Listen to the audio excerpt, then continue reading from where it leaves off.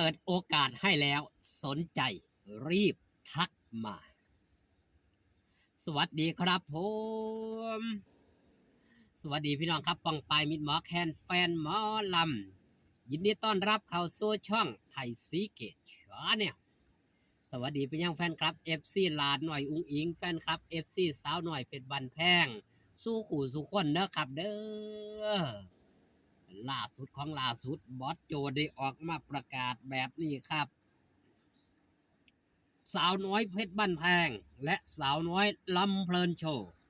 เปิดรับสมัครศิลปินหมอลำนะครับสนใจทักมาเลยถือว่าในช่วง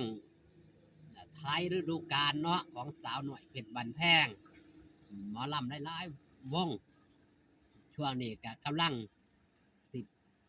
ปิดฤดูกาลกับไปหลายวงแล้วแต่ยังรอยังสาวหน่อยเพชรบันแพงก็รอบปลายเดือนมิถุนาเพื่อสิได้ปิดฤดูกาลดังนั้นครับในช่วงนี้ก็ถือว่าเป็นช่วงขาลงของศิลปินหลายผู้หลายคนก็ล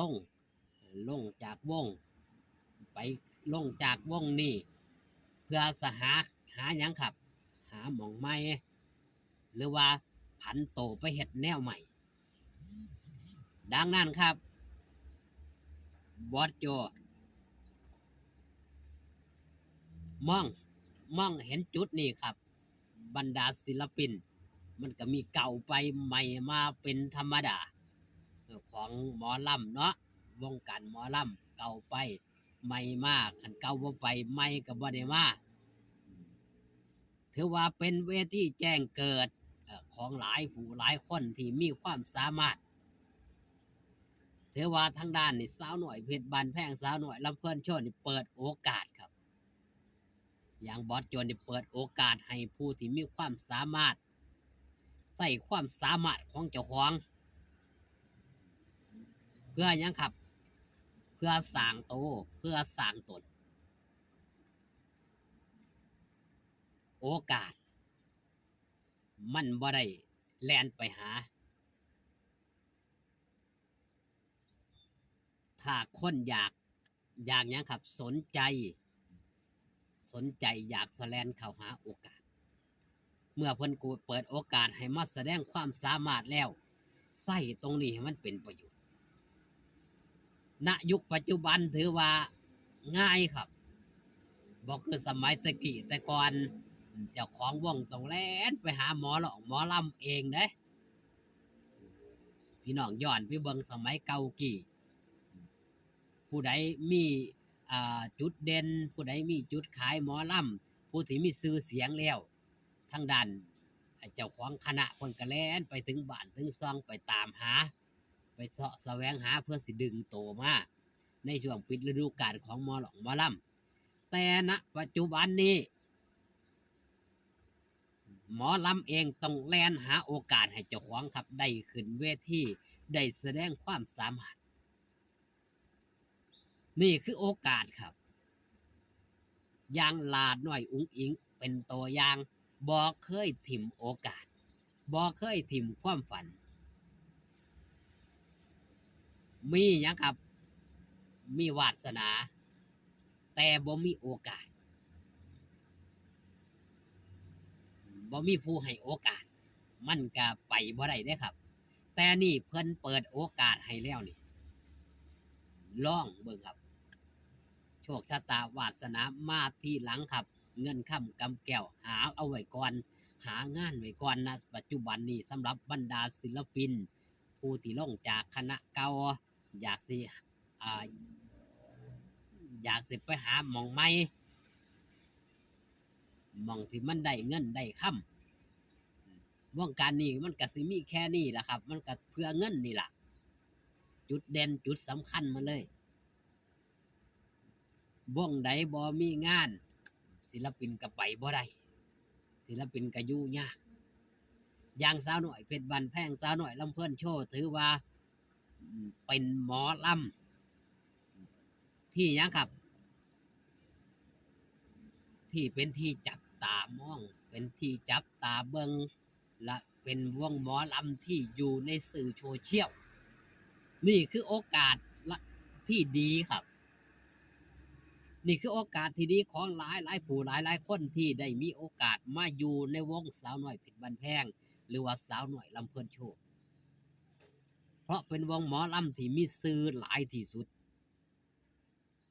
สื่อโซเชียลอยู่กับมือครับหนึ่งมาเฮาก็ได้มีสื่อมีเสียงล่ะครับบรรดา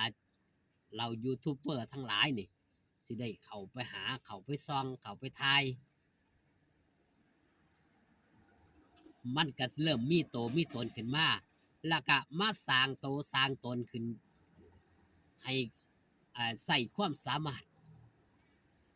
ให้ทีมงานผู้บริหารเพิ่นได้เห็นให้แฟนคลับ FC เพิ่นได้เห็นความสามารถเพิ่นก็สิคอยซัพพอร์ตเองโดยอัตโนมัติบ่ต้องไปเรียกร้องอีหยังมากมายเบิ่งอย่างหลาน้อยอุ้งอิงเข้ามาแรกเริ่มที่บ่มีหยังจักอย่างเสื้อผ้าอาภรณ์